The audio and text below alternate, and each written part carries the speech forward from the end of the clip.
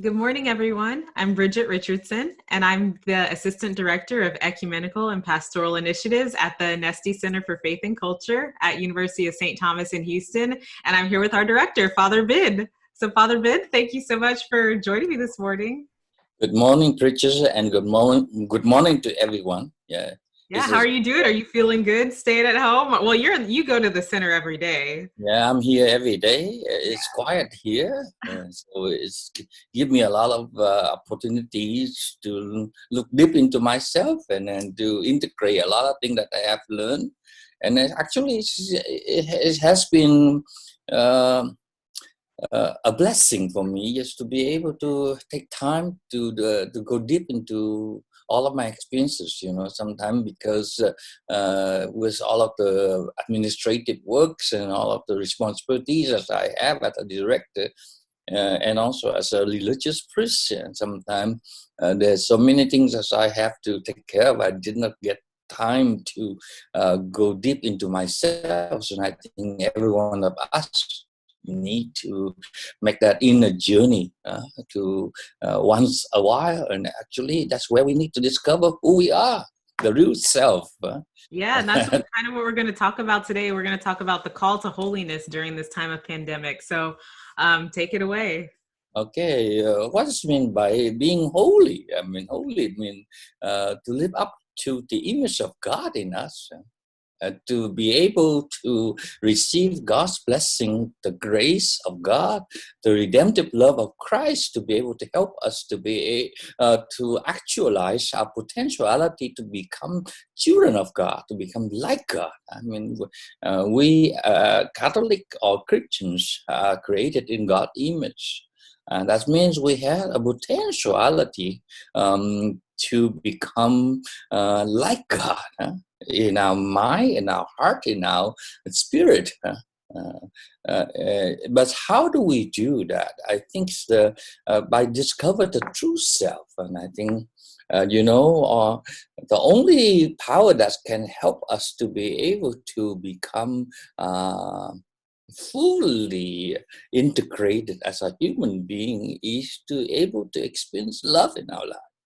And I mean, every one of us, there's a deepest longing for love, not simply just a kind of superficial feeling of love, but actually to experience someone who loves us unconditionally, and who loves us because of who we are, in spite of all of the things that we did, and that person will remain faithful and true to us in and through all of the ups and downs in our life. And I think with that kind of love, when you encounter someone who really loved you that unconditional, you have the courage to dig deep into yourself, to discover the true self, As we are growing up, the true self that we are born with, as an infant, it's beautiful. We have not been tended, has not been affected by all of the negativities or all of the distortions, the illusions. So we, as infants, we seem to be very innocent, beautiful. There is no one can reject a child, an infant. As you, Bridget, you have your daughter.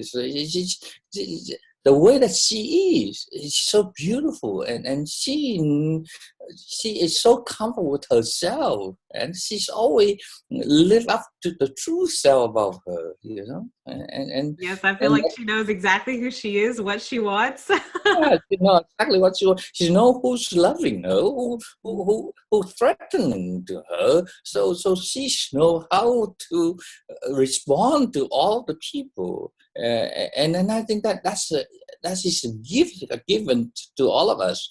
It's a true self that the infant has. As we grow up and the development process, and we encounter many peoples, our parents, our teachers, our friends, our significant others, and sometimes those who actually don't know how to love us. And these people can hurt us. So these people will begin to generate certain kind of distorted perceptions about who we are. And so we have, say, the true self that we are born with. And then the self, which is basically being told to us by our parents, you have to become this and or that.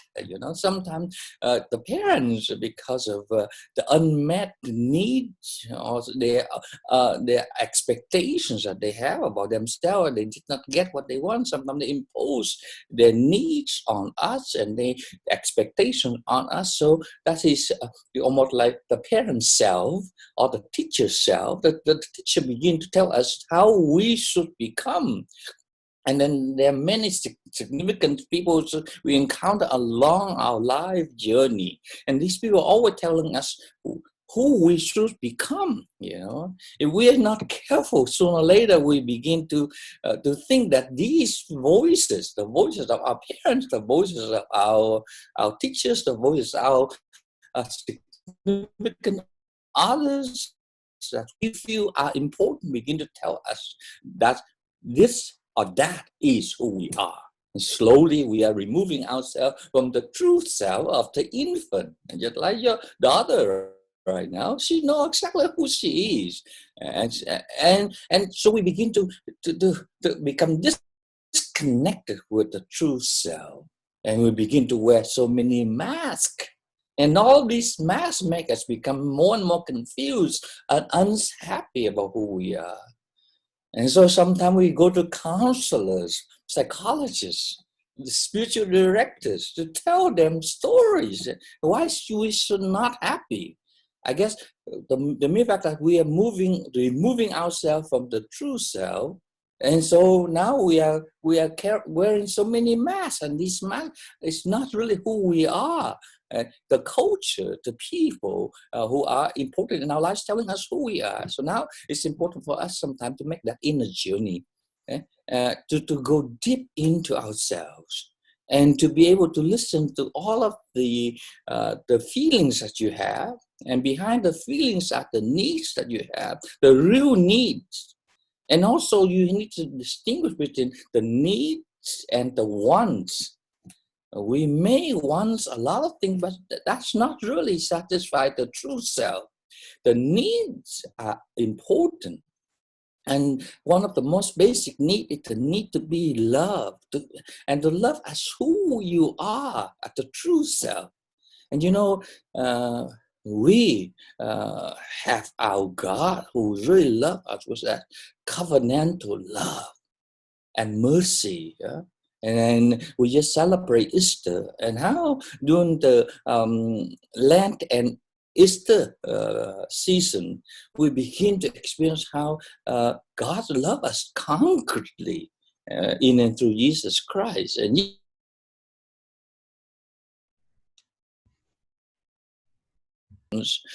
then he used his love to transform all of these into the source and the power of love.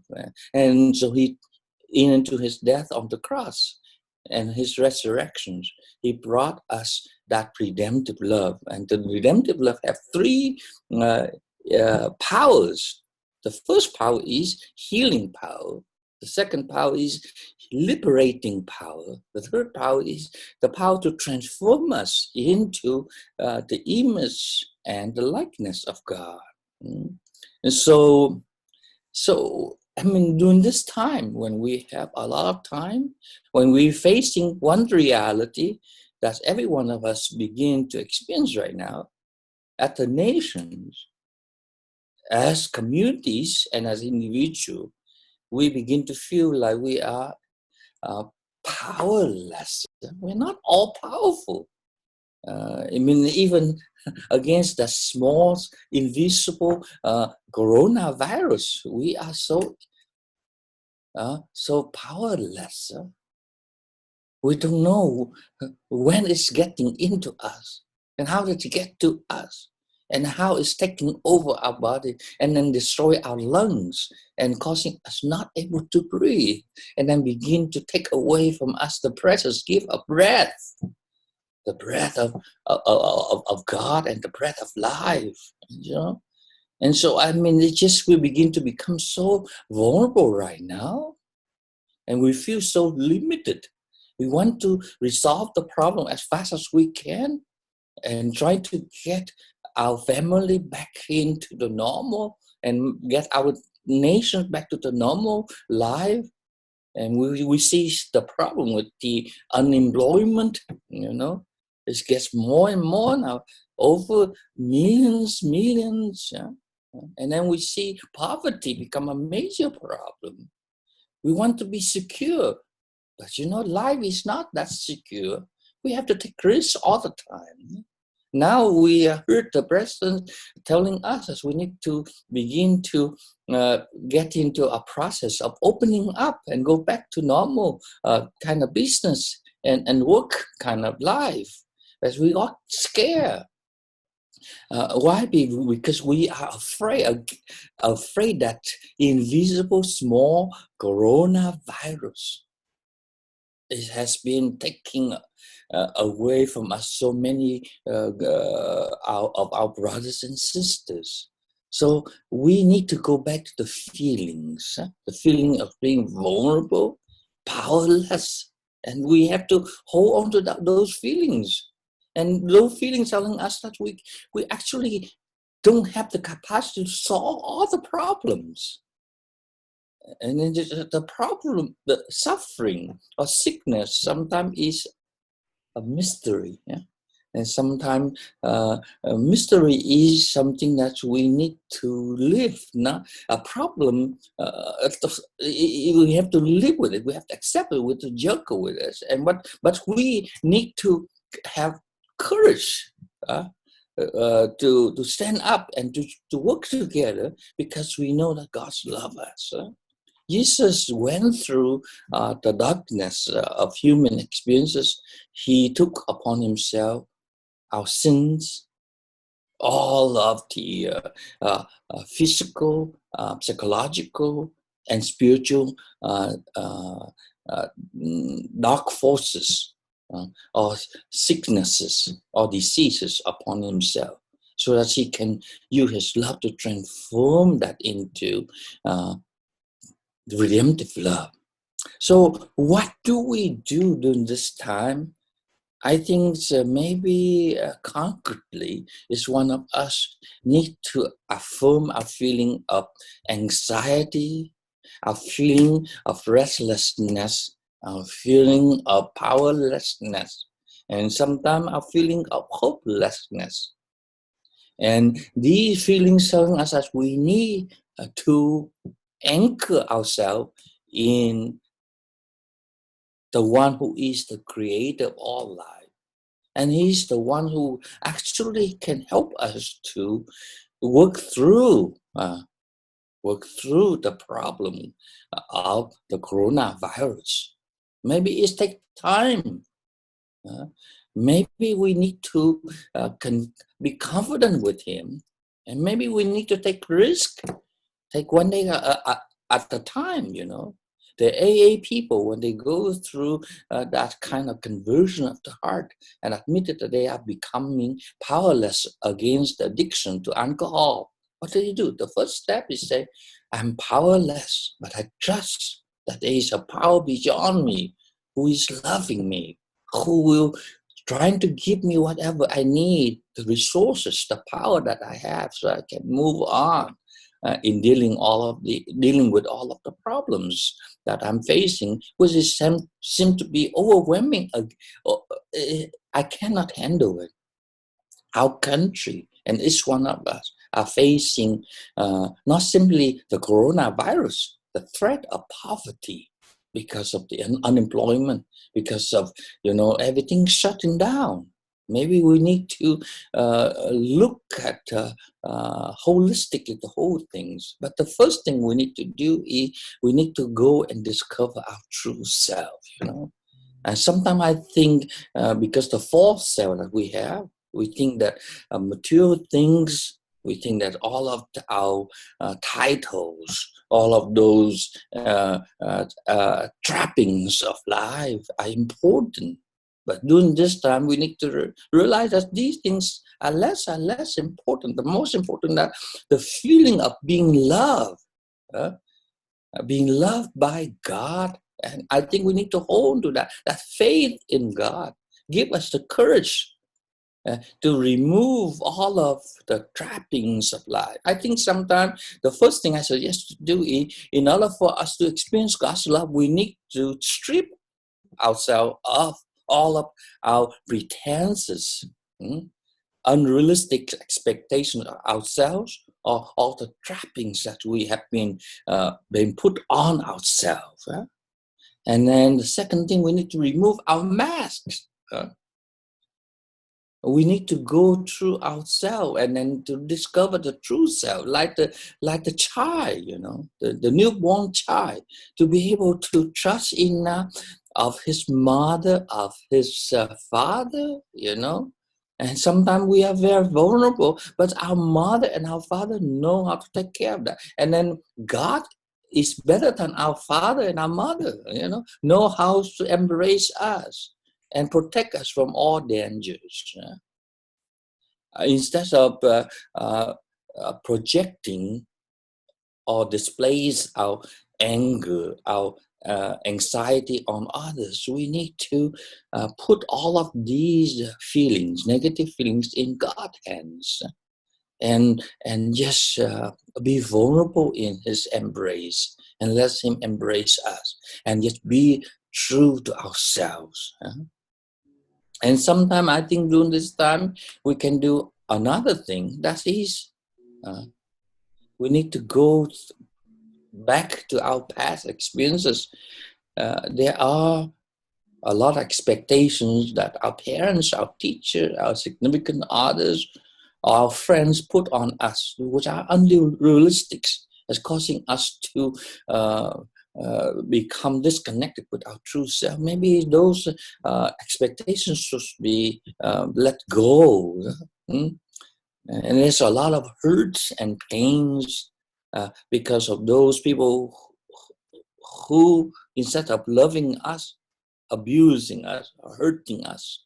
Maybe we need to also let go of these hurts and pains, these grudges that we are holding against these people. Maybe we need to practice forgiveness. Forgive ourselves first of all, and forgive others. Maybe they did not intentionally doing that, or maybe they intentionally doing that because maybe in their life they never experienced love. So they keep hurting others, hurting those they are supposed to be loving. So sometimes letting go, forgive, and also is the way for us to remove all the trappings that preventing us from being true to ourselves. When we are able to go down, deep down into our core being, the true self, then we actually experience that sense of healing, a sense of liberating, a sense of being transformed. And the power of God's redemptive love actually become truly the gift of new life to each one of us. And we will become much more engaged in relating with others, in dialoguing with others, in encountering with others, and in that kind of mutuality, and we become much more sensitive, more attentive to other people, more understanding, because we have experienced the love of God in our life. I think, we need to have the courage to be real, right nowadays. People are so much busy running back and forth from one job to another job, one thing to another thing, one expectation to another expectation. Maybe when we remove all of these not so important in our life, and we go to that which is really important, I think one of the basics way for us to become happy is that we have to make a distinction between what is temporary, what is lasting. A lot of people taking those temporary things for lasting things. I think, for me, even the sickness, the hurt, the pains we experience right now are temporarily. They should be the means whereby we can learn something from them so that we can cultivate the heart of humility, the heart of empathy, the heart of understanding, the heart of, uh, of real love, And when we have that love in our heart, then we will know how to respond to people in love. So, how can we become holy in this time when there seems to be darkness, anxiety, powerlessness? Just plunge ourselves into the experience of restlessness, hopelessness, and trusting that God will catch us. God will hold on to us. I believe America is one of the best country in the world. And Americans people are very good people, They are very committed to the common good. And then each one of us also are called to commit to the common good. And in order for us to be able to uphold what is commonly good and do what is socially just and to be able to practice social charity or solidarity among ourselves, we need to learn to empty of our own self-interest. We need to learn from Jesus, willing to even to go to transcend our own self-interest and to offer ourselves as a gift to others. How can we give away what we do not know? So go back. In order for us to become holy, to become like Jesus, we have to learn to accept and love the true self. That is, we are created in God's image. That is, we have the capacity to go beyond from a narrow, small cell. And our cell is big enough, it has a capacity to hold God in it and to hold everyone in it. When we expand ourselves beyond that kind of sense of self-interest, then ourselves become Eucharistic, become like the Eucharist, like giving.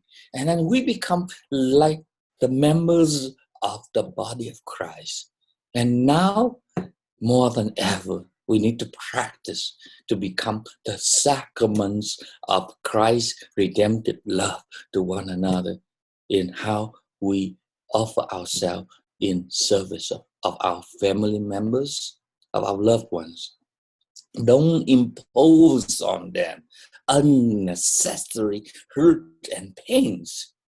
We need to be able to see each one as who he or she is created in God's image and love him or her as who she or he is.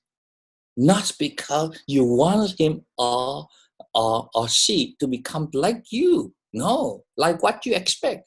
We need to love the people as who they are. And when we do that, then we become like Christ.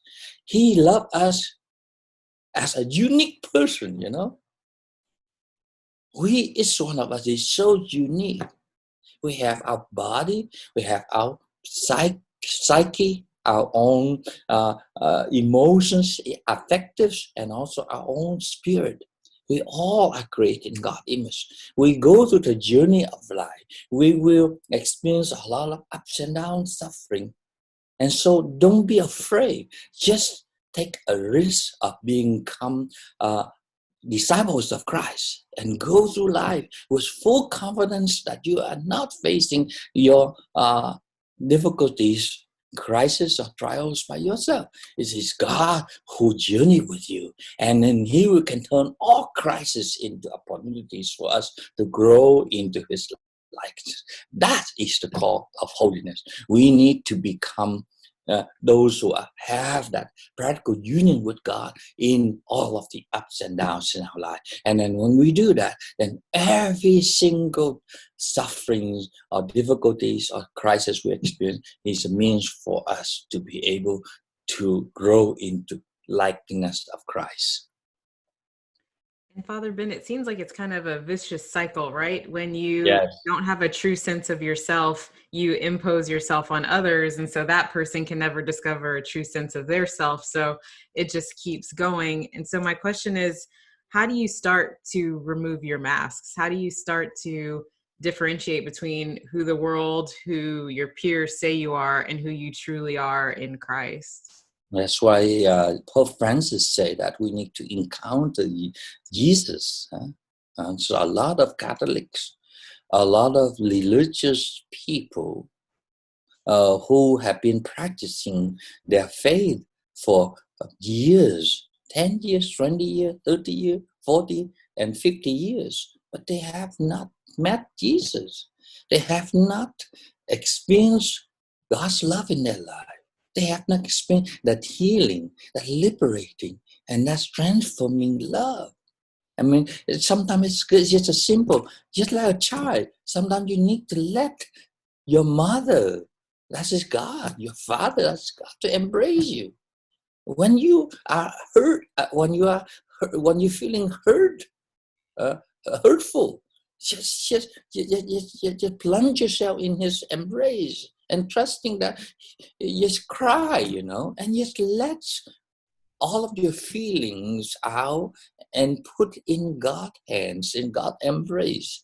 And sometimes just have the courage to hold on to Jesus' hand and go into your inner heart, and then to take a long look at all the experiences and ask yourself, what is the meaning, the purpose of this experience? And that's why I'm saying during this time, we need to make that inner journey to go deep into ourselves. Once you experience God's love, then you have the capacity to remove the mask. Removes all of the, and actually with Christ's love in your heart, it's almost like the light. It helps you to see for the first time in your life, these are masks, because sometimes we confuse, we take for granted that these masks are our true self. And as when you really become simple like a child, and you become such a person who's full of Christ's love, then you begin to see, why did I spend so many years wasting my time, not living to my fullness? Why do I wear this mask? Why pretending myself to be this or that person, and try to imitate my idols? And these people, actually, they're not me, And then you begin to feel, and now for the first time, you begin to be in touch with your true self. And you see that moment called insight. The insight that you have of yourself. Look into yourself, then you have the capacity to have the hindsight, to look back and to begin to remove layers and layers of all of these distortions or unrealistic expectations or illusion that you have about yourself.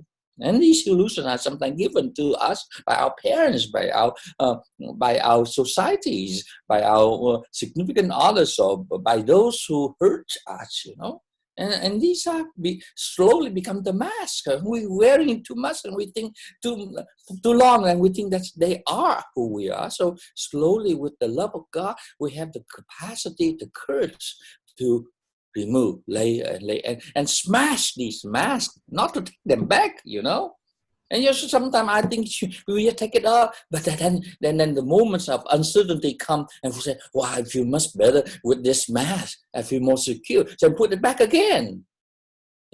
Sometimes it's just have the courage to smash them. and then just move on. And then once you remove the mask, then you begin to recognize that the true self, with its freedom, it makes your life full. You become fully alive. And you know, one of the holy men in the church say, when a human person becoming fully alive, he or she becomes the glory of God.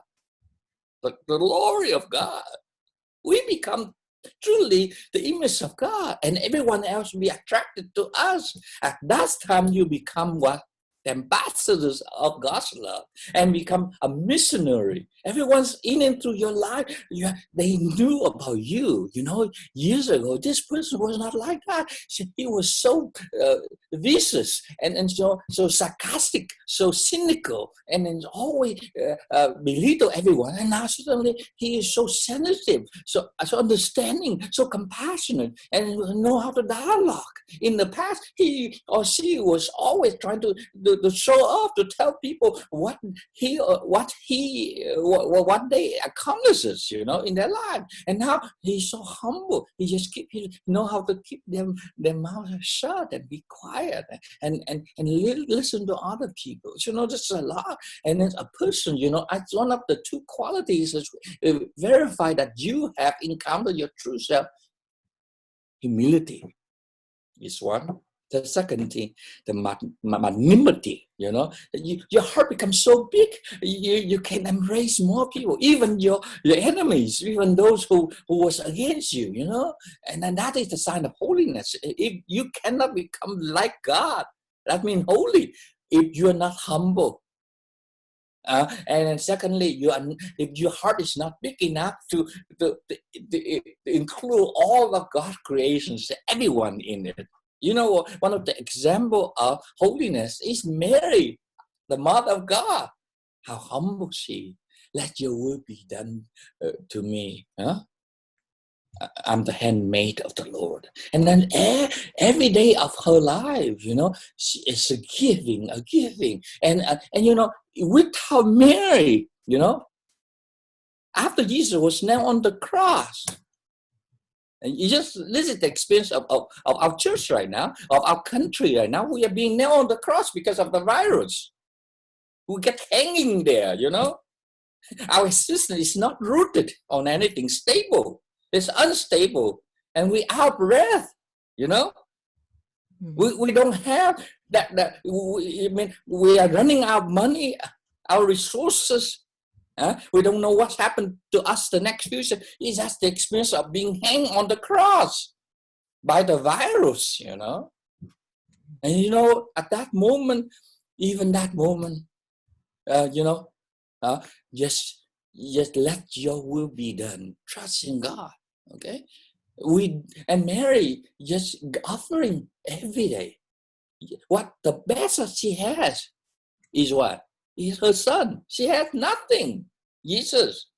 And she gave generously. So the moment comes when God asking us to surrender our insecurity, our security, our means for our own life, even surrender our mask. All the trappings that we are holding on as those are so important. The title, you know, the entitlements that we have about ourselves. Are we able to let go? And even now, our country, we need to let go of that sense of partition, you know. I belong to this party, this political or that political party. We need to let go of those things. We need to look together. You know, we all are being nailed on the cross right now, trying to figure out how to let the body down and then to turn all the wounds into what? The means whereby we can experience the fragrance of the divine love. Thank you so much, Father Binh. It definitely gives us a lot to think about and ponder during this time of self-reflection and looking within and figuring out how we can not only discover our true selves, but be that true self to be there for other people, to love them and show them God's love. we can only do that when we let God be in our heart. No one can have the courage to be the true self. Because you know what? When you become the true self, people will take advantage of you and hurt you. But only when you have God inside you, then you have the courage. So, I get hurt, so what? This is also, that is a testimony of my love. Okay, and also into my getting hurt and wounded. I also become more and more like Jesus on the cross. That's a process of growing holiness. Okay, that's a perfect conclusion. Thank Oh, you. yeah. So thank you, Father Binh. I always appreciate it. And I have a lot to think about today. Thank you. Thank you. Bye, Father Binh. Have a good one. Bye.